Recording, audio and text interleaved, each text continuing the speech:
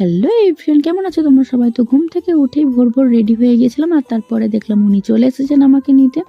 তো দুজন মিলে ঠান্ডায় কেঁপে কেঁপে বেরিয়ে পড়লাম। তো এদিক দিয়ে দেখতে পাচ্ছ মোটামুটি প্রায় অন্ধকার, হ্যাঁ তখন বাজে প্রায় 5:30।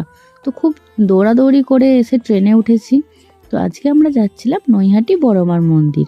তো এদিক দিয়ে তো প্রচণ্ড ঠান্ডা ছিল, আর আজকে বেশ কুয়াশাও ছিল। তো রাস্তাতে যা ভাবে এসেছি সেটা আমরাই জানি। যাই হোক, এখানে তো তখনও দেখি যে কুয়াশা কাটেইনি।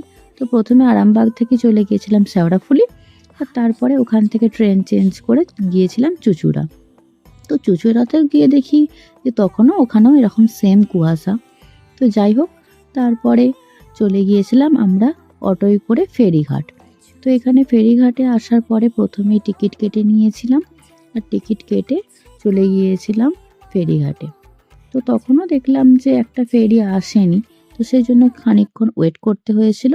আর তারপরে লঞ্চে করে গঙ্গার হাওয়া খেতে খেতে চলে গেলাম নৈহাটি। তো ওখানে গিয়ে প্রথমেই ডালা কিনে নিয়েছিলাম পুজোয়। আর এই তো 500 কোটি লোক, বাপরে!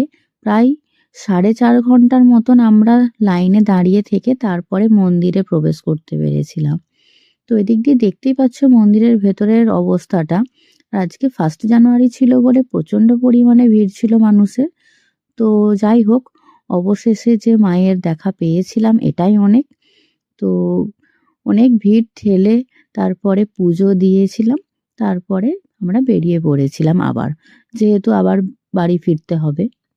তো এদিক দিয়ে আবার ফেরি পেরিয়ে একটু সামান্য কিছু খাওয়া দাওয়া করে তারপরে চলে এলাম আবার ট্রেনে করে বাড়ি। তো ভিডিওটা যদি ভালো লেগে থাকে অবশ্যই লাইক করে দিও। বাই।